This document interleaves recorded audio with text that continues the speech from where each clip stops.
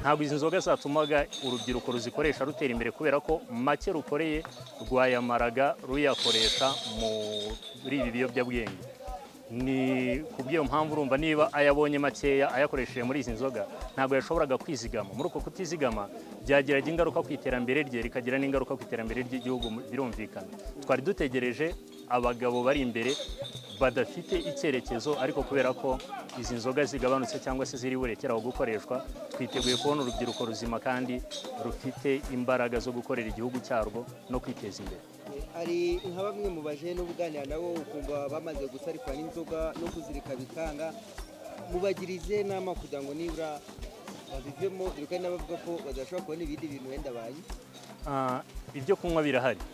Akarere ka Rutsiro ni akarere gafite ubworozi, banywa amata, banywa amazi, n'inzoga kandi ziracyahari. Dufite inzoga nzima gakondo zidafite ikibazo zitera ku rubyiruko. Izo uwazikoresha yazikoresha, ariko icyo tugira inama urubyiruko ni ukwirinda ikintu icyo ari cyo cyose gishobora kwangiza imibereho yazo cyangwa se kuzangiza ibitekerezo byarwo. Ariyo mpamvu tubashishikariza kwirinda ibiyobyabwenge n'ibindi byose bishobora gutuma bajya mu nzira mbi zibangamiye iterambere ryabo. Mwabonye bagezweho ingaruka no gukoresha inzoga zitujuje ubuziranenge? Yego cyane, dufite urubyiruko rutandukanye kugira ngo dufate umwanzuro tuze guhangana n'ibibazo bibangamiye abaturage.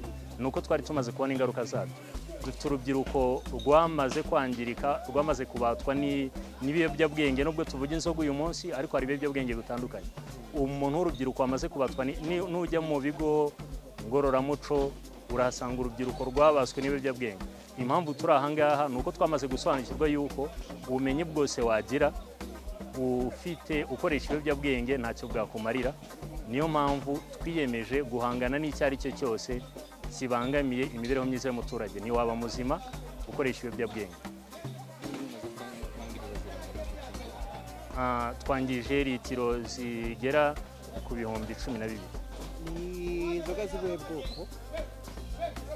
Harimo izitwa Karuhura n'izindi zitandukanye, ariko icy'ingenzi gikomeye dushimira ni uko n'abaturage nibura bamaze kubyumva, atari urubyiruko rw'abakorerabushake gusa. Bose bamaze kubyumva, bamaze gusobanukirwa n'akamaro k'ubukorerabushake. Ngira ngo mwabonye ko twifatanyije n'abaturage ubwacu kugira ngo twangize izi nzoga zibangamiye, kubera ko twari tumaze kubona ko zibangamiye iterambere ry'igihugu n'iterambere ryacu nk'abaturage muri rusange.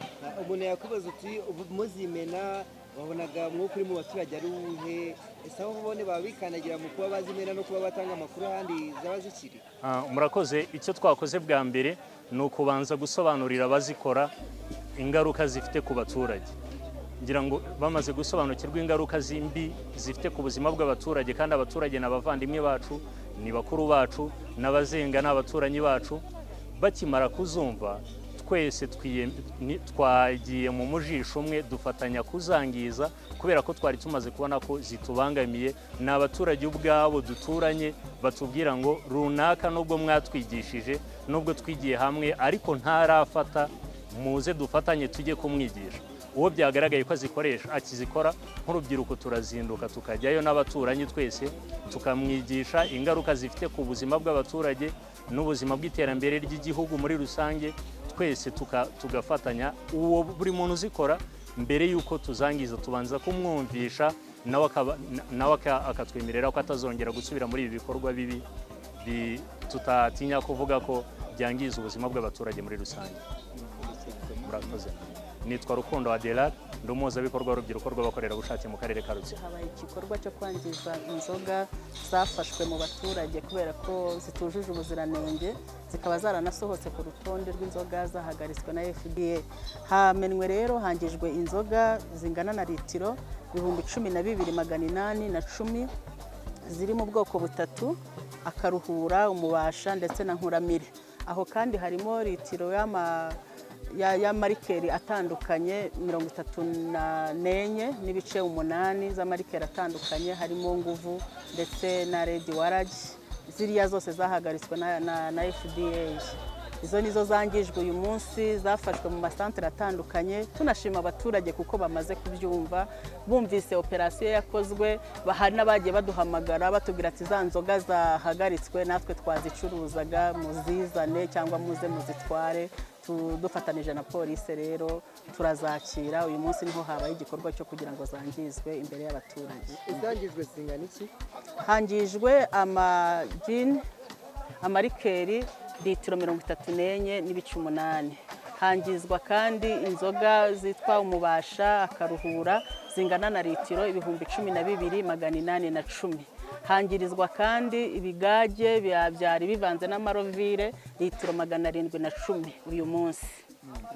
Muri rusange abaturage mwabasabye iki? Icyo twasabye abaturage nyuma y'ubukangurambaga butandukanye bwakozwe n'ubuyobozi bw'inzego zose guherera ku nzego nkuru z'igihugu byo kwirinda inzoga zidafite ubuziranenge, twabasabye kuzirinda kuzinywa, kandi tubasaba ko naho zaba ziri bakizicuruza bamenyesha ubuyobozi, zikakusanyirizwa hamwe, inganda zikaza kuzitwara, aho inganda zitaje kuzitwara bakazishyikiriza ubuyobozi, hanyuma zikazangizwa mu ruhame. Ni ibihe bibazo umuntu atatinya kurenza imbohe yavuga yuko byari byibasiriye hano mu murenge wa Kivumu byakomokaga ku ikoreshwa ry'izi nzoga? Ikoreshwa ry'izi nzoga ryagize ingaruka mu murenge wa Kivumu, aho hari abaturage baburaga umutekano, bamara kuzisinda bakarwana, hakaza amakimbirane mu miryango aturutse ko abagabo baba bazisinze, abamaze kuzinywa bagera mu rugo bakarwana n'abagore babo, ubwo umutekano muke ukaboneka. Icya kabiri, byangizaga n'amafaranga y'abaturage. Umuntu agakoraho kugira ngo ajye kwiteza imbere mu rugo, ahubwo amafaranga akayatwara mu kabari, bigahita noneho no kubera gukariha kw'izi nzoga byangiza n'ubuzima bwe, aho wasangaga hari abantu nyine batagifite imbaraga zo gukora mu buryo bugaragara nk'ubwo bari basanzwe bafite, kubera ko babaga banyoye ibiyobyabwenge.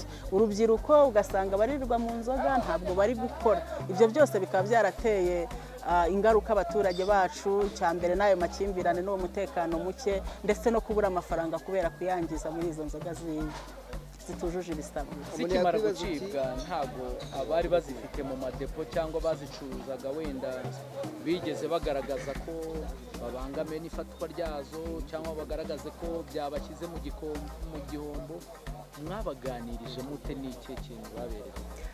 Twarabaganirije, tubereka ububi bw'izi nzoga, tubereka ingaruka zabyo. Nacyo nanavuze mbere, tunashima ko ahubwo nabo bagize uruhare mu kujya batwereka aho izo nzoga zacururizwaga, abafite amadepo bakanatwereka n'aho bagiye baziha mu baturage kugira ngo babashe kuzivanayo. Nko guhera ku wa kabiri hari abaturage bari kutwihamagarira ubwabo batubwira ati za nzoga turazifite, dukora iki, mutuyobore aho izo nzoga tuzijyana. Ari n'ikintu dushima cyane, ari nabyo bitugejeje kuri uyu musaruro wo kuba hangijwe ibiyobyabwenge bingana gutya muri ubu buryo, ni ukubera ubufatanye n'abaturage. Ntabwo byabura ko abazicuruza bagaragaza ibihombo, ariko turabashimira ko bamaze kumva ko ubuzima bw'abaturage buri hejuru y'amafaranga yose bakwinjiza. Batubwira ko tuzabafasha kandi koko tuzanabayobora uburyo bagera kuri za nganda zabaranguje, dore ko bamwe bagiye bafite amafagitire bagiye bayatwereka n'inganda bagiye bazikuramo, kandi bakanadufasha no twereka abaturage baziranguye, abakizifite mu madepo, abakizifite mu bucuruzi bwabo, kugira ngo izo nzoga zose zitemewe zibashe gukusanya. Abo bizashyira mu bukene muzabafasha? Ngira ngo iyo gahunda irahari, n'ubuyobozi bwacu bukuru bwagiye bubigaragaza. Tuzongera n'ubundi duhangane n'ingaruka zo kuba hari abo zashyize mu bihombo. Izo ngaruka twiteguye guhangana nazo nk'ubuyobozi bw'igihugu cyacu, kuko n'ubundi ntabwo bushishikajwe cyane n'icyatuma ubuzima bw'umuturage bugenda neza no kugira ngo yiteze imbere.